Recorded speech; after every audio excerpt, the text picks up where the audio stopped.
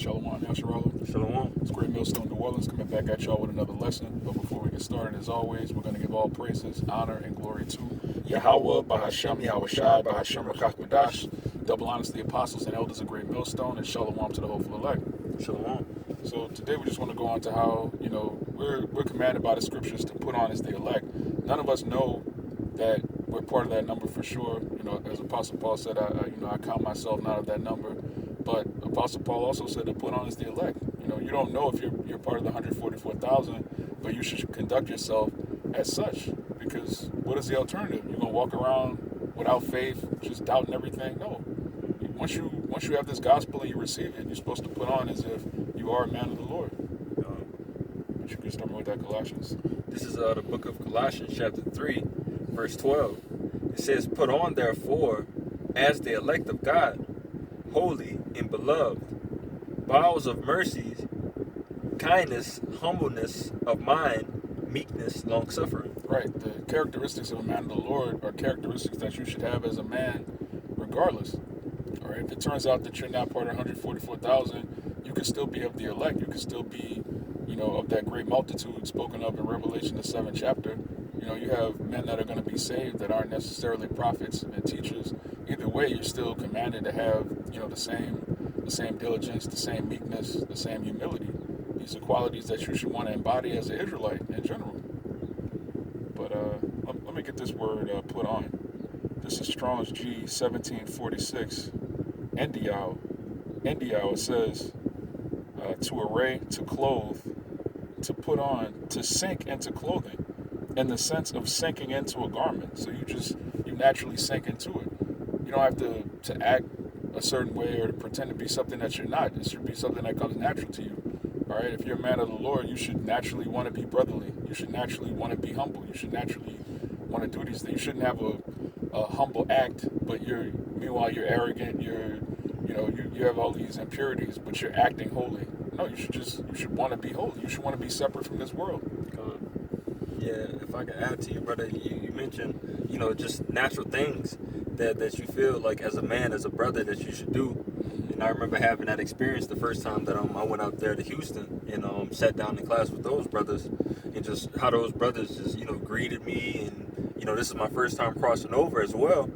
And this is, again, brothers never seen me before, and they just welcomed me into their home, and, I just fit in like, I belonged there the whole entire time. And I told brothers that it's like you would think that, this would be common sense of like how this feels, just to aid another brother, help another brother out, in times, if needed. But again, that's just not something that's just common, Common sense is not common here in this hell that we live in, We'll get this one back what you just said. This Romans 12 and verse 9, it says, "Let love be without dissimulation, abhor that which is evil, cleave to that which is good, be kindly affectionate one to another with brotherly love and honor, preferring one another." Yeah, you should just naturally, prefer to be around brothers as opposed to people in the world.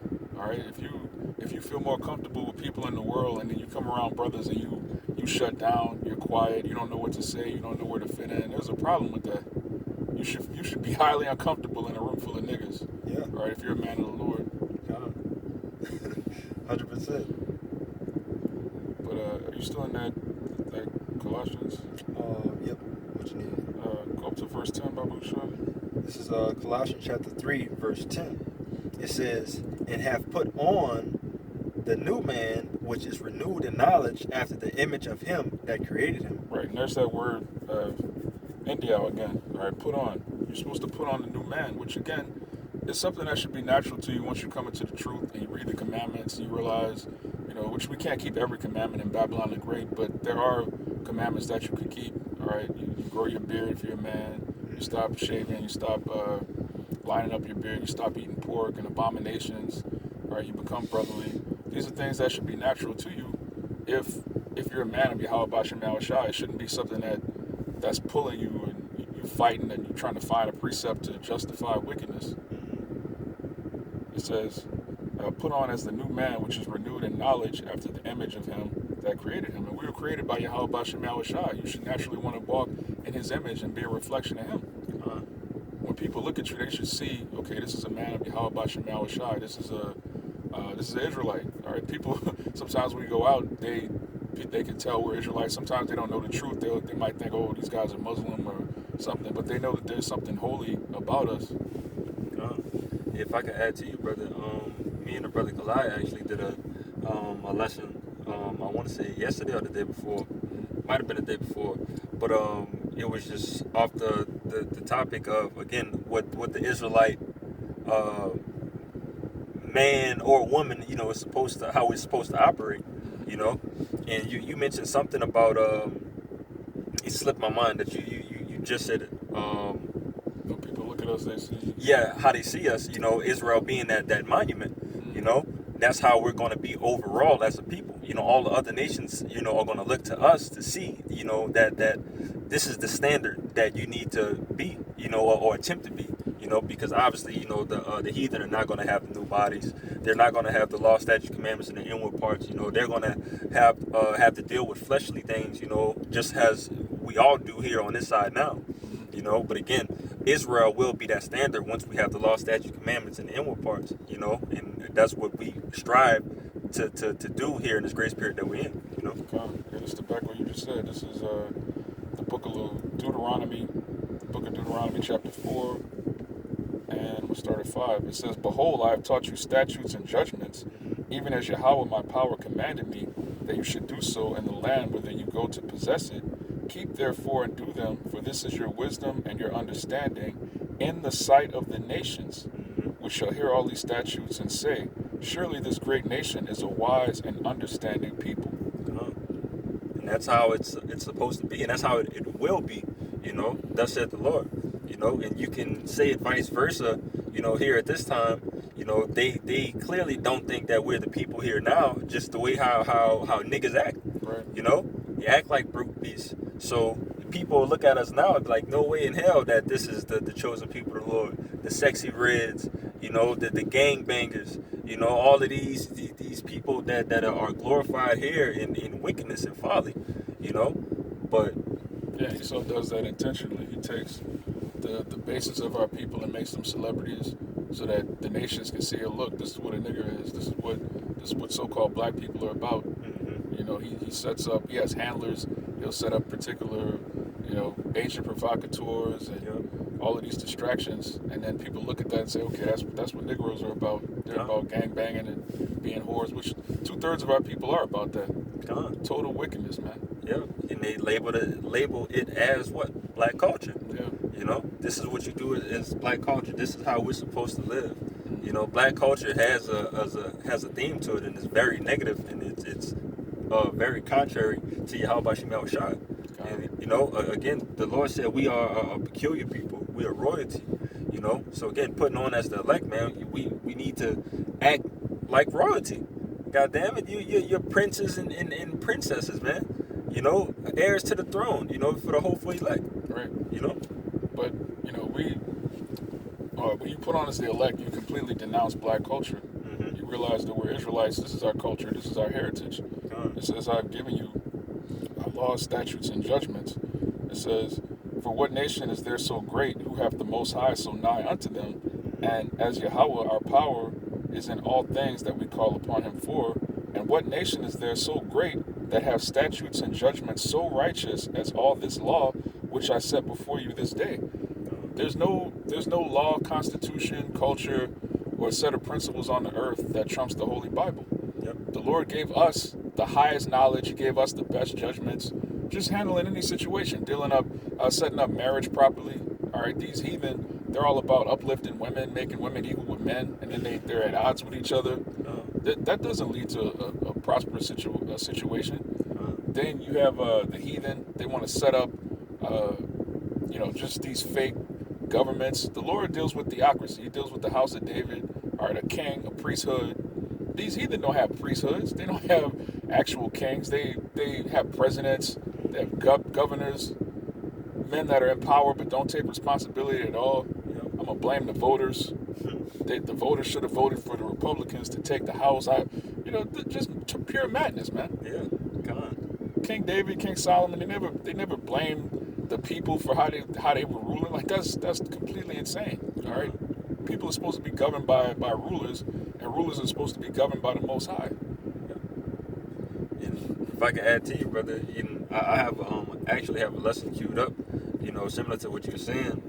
Just basically going into like the unrighteous rulers and judges, that we have now, and again how it's going to be clean opposite of how it is here to what the kingdom's going to be like. Again, we talking about judges, and you going into a courthouse where you can you can do the same crime as this guy, but you could get 20 years to life, and this guy could get 2 years with a year of it being probation.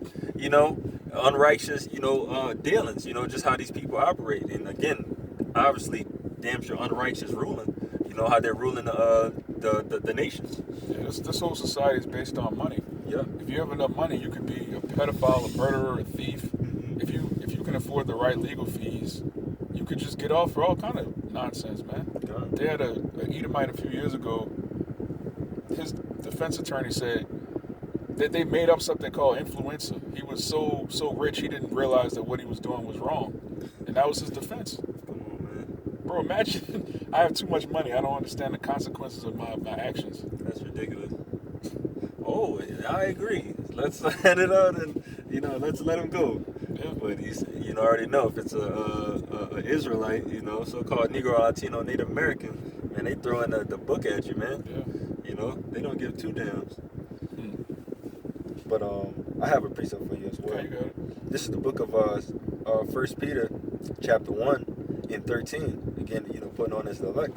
It says, "Wherefore gird up the loins of your mind, be sober, and hope to the end for the grace that is brought unto you at the revelation of YAHAWASHI." All right. So we're again hoping, through this grace period to be again chosen, to be of the elect, to be found, blameless.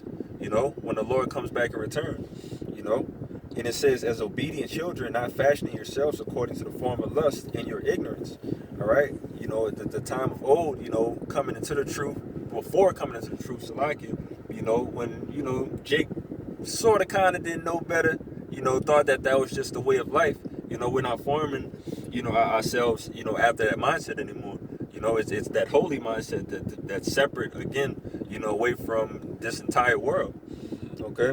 But it says, again, according to your former lusts, in your ignorance, but as he which hath called you is holy, so be ye holy in all manner of conversation. Putting on as the elect, man. So we're doing everything to the best of our ability to walk as YAHAWASHI did. We have an example of someone who walked the perfect walk, and really let us know that we're not going to be able to do that. But hey, I gave you something for you to mimic, to at least try to do, in a sense, until I come, and make everything perfect for you guys, But you got it, brother. Yeah, and the Lord's judging us off our intentions, Mm-hmm. our heart, and our works that follow that. So if your intention is to be perfect and you fall, you have a redeemer. You can repent, Mm-hmm. all right. But if your intention is to be wicked, if your intention is to put on a show for Jake to get a bunch of views and subscribers, all of your so-called righteousness is not going to be counted in it as anything. God. The Lord's looking at your spirit, man. God. So if you give me Ephesians 6, and you can start at 10, because when you put something on, it's like, they have this saying in the world, it's got to be in you, not on you. When you're in the truth, it's got to be both. It's got to be in you and on you. Brothers should be able to see a change in your anastrophe, which, that's the word conversation in the Greek. Yeah, it's your conduct. Brothers should see a difference. Like, if you're in the truth for 6 years and you don't look any different than when you first started coming out to the camp, that's a problem. All right, the truth has to be in you and it has to be on you. You should put on as the elect. You should put on, as it's going to say, the whole armor of the Most High. You got it? This is the book of Ephesians chapter 6, verse 10. It says, finally, my brethren, be strong in the Lord and in the power of his might.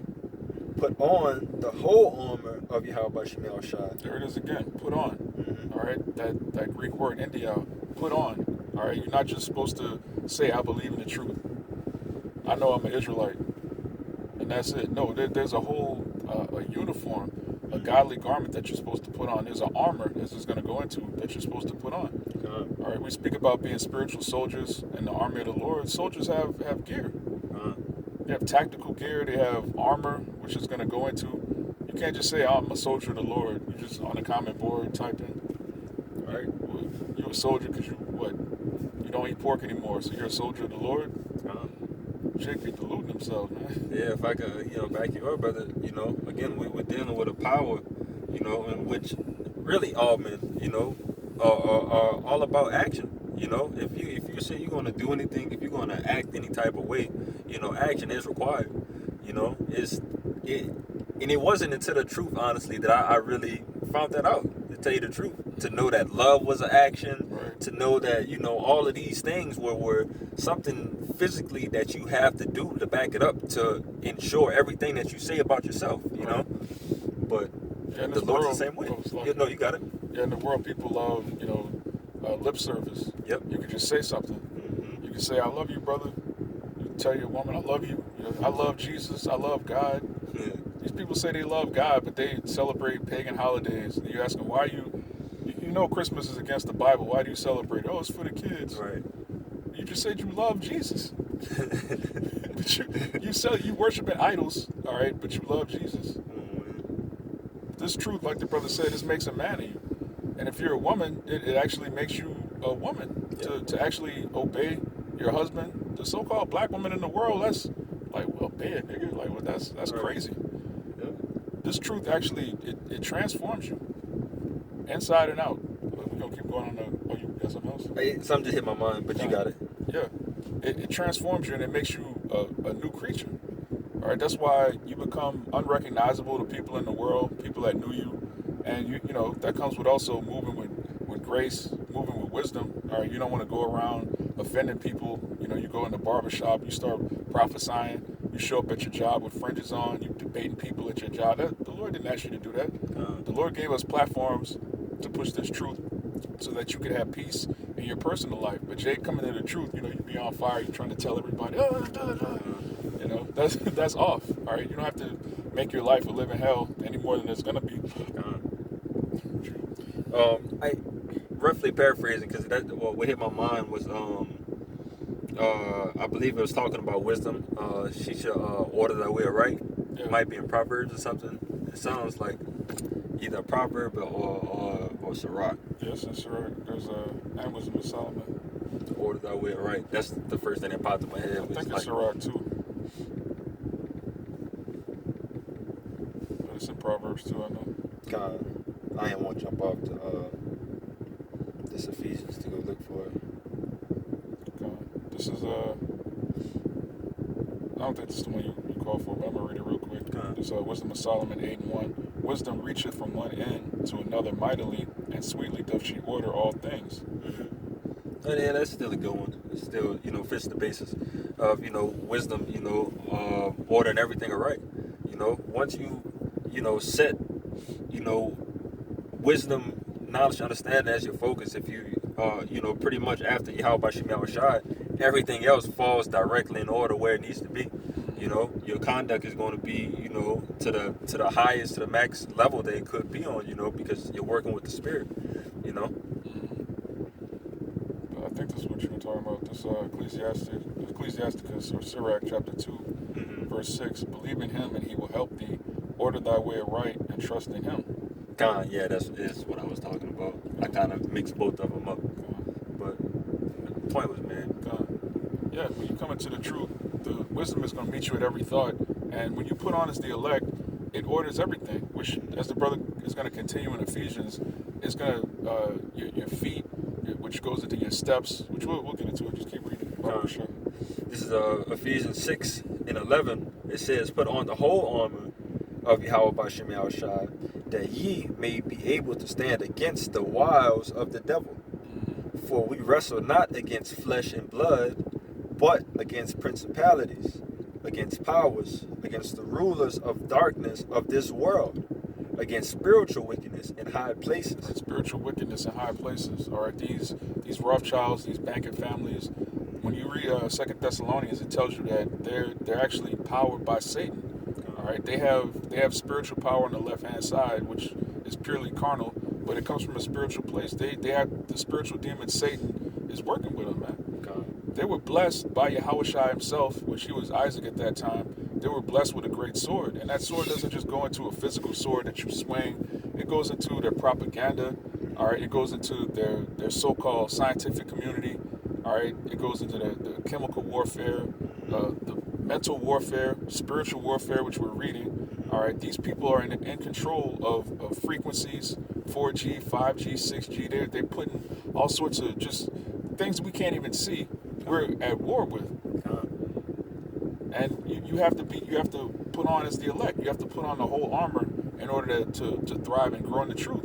And you can see men that haven't put on the whole armor. They know they're Israelites, but they're not fighting a spiritual war. They're letting the demons just pin them down. They're not fighting back.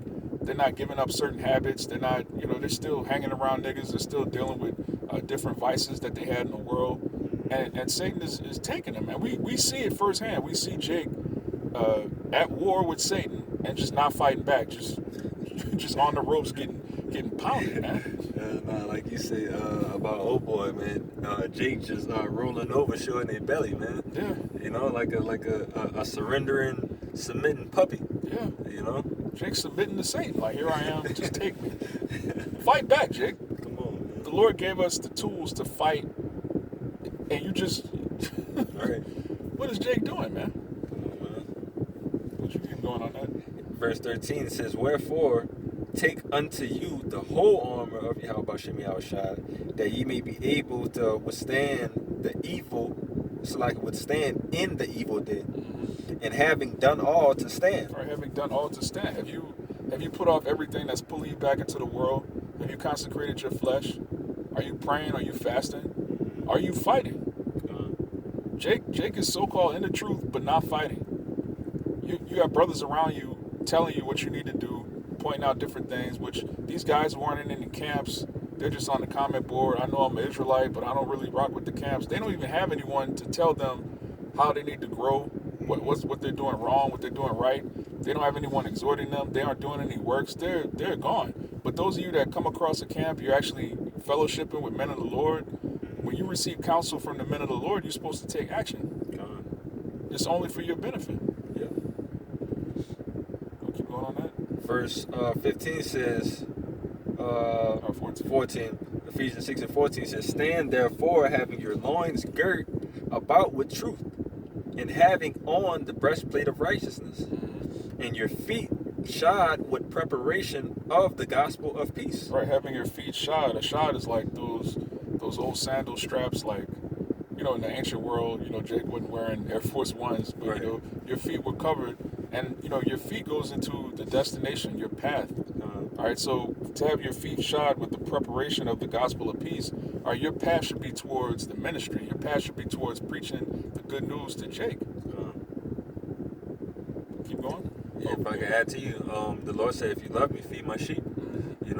So that's pretty much, that cuts the keyboard warrior,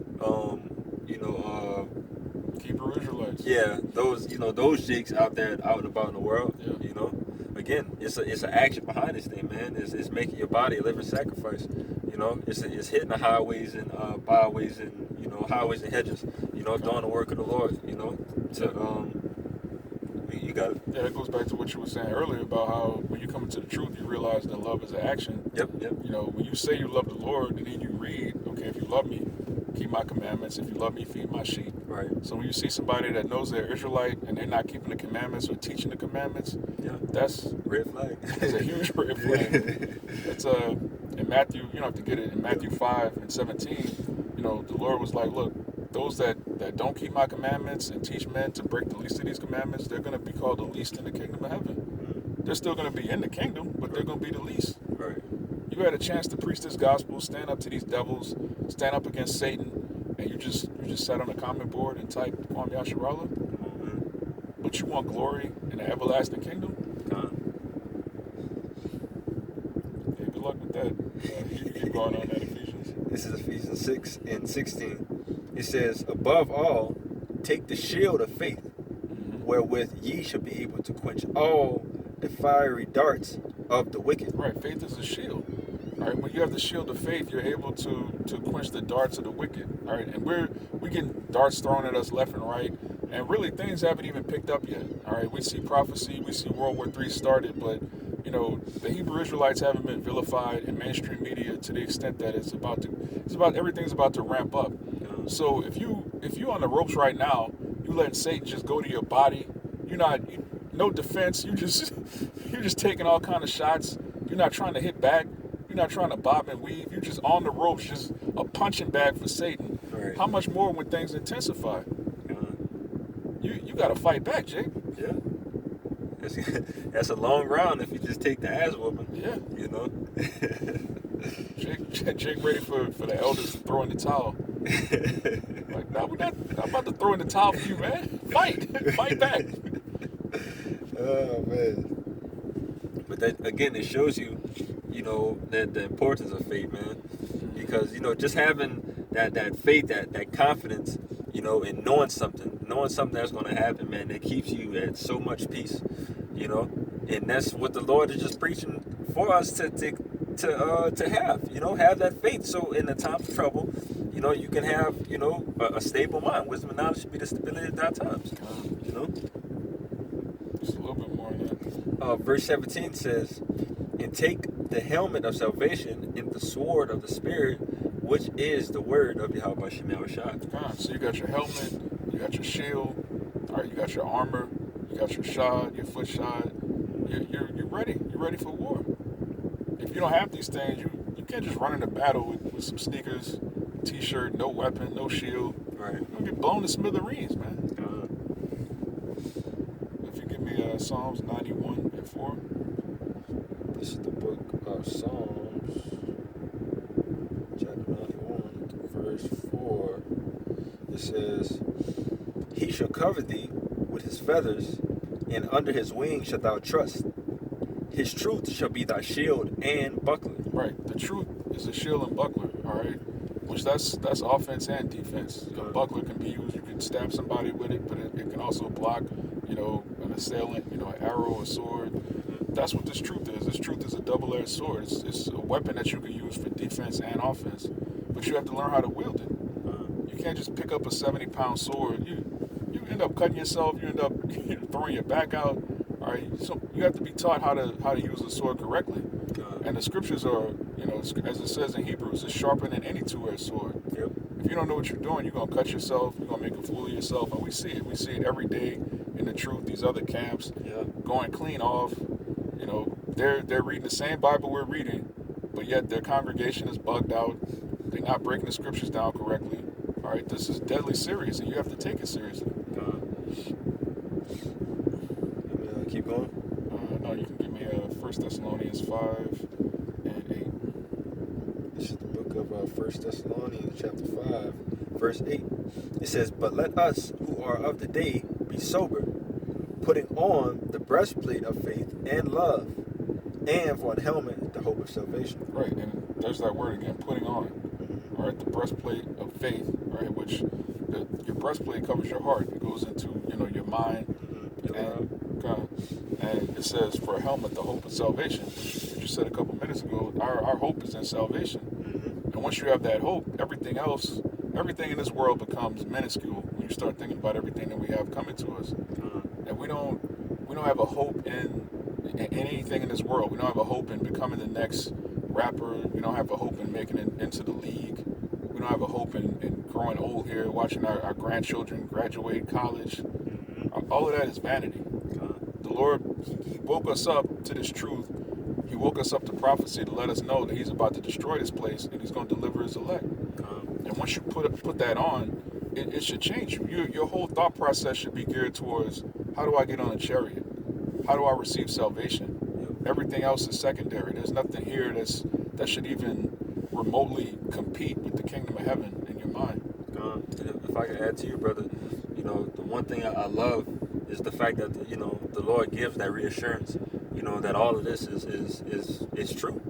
All this is true. It's going to happen. And He urges, for brothers to continue to push. Hold fast to what you have till I come. know, and that just that alone, man, that crown is that key, that ticket that we've been looking for our entire lives. And the Lord just gives us strict instructions of do this, that, and the third, and wait for me. And all of this is going to be yours, man. And we're the only ones that truly understand, Yeah. you know? So that's just beauty in itself, man. Call Halalyam, YAHAWASHI, you know? Yeah, I was just watching a video where Tucker Carlson, who's an Edomite he used to be on Fox News. He's like a conservative pundit. He ran into the apostles years ago, and that video is starting to resurface. And one of the things he said was he read the Bible like 3 or 4 times, but didn't understand it. These Edomites, these so-called Christian conservatives, they read the Bible but have no understanding. They don't even know they're Edomites. Right. You know, Jake and the world, they read in the Bible, they think they're Gentiles, which they're in a Gentile state of mind, but they don't even understand the promises given to Jacob. We're talking about them. The heathen don't know, okay, damn, I'm a Moabite, I'm an Edomite. They don't know. They're reading the same book we're reading with no understanding. Right. The Lord gave us who we are, He gave us our heritage, and He gave us the true gospel. And for you to have that and to take it for granted, you're bugged out. I was just watching the elder Shalawam today. I don't know if this was a video he did yesterday or was it a couple hours ago when I looked at it today. But he was going on basically how Amalek over there writing in the news, or not in the news, but for motivation, that Iran is actually Amalek, and that's the spiritual sense that's what's going on. You gotta watch it. It's comical to the fact that that's what these these JOOs is in the land talking about. Yeah, we got to get rid of Iran because they're Amalek, basically. Yeah, hilarious. Come on, man. What about the scripture that said Amalek is going to part the land of the Lord? Yeah.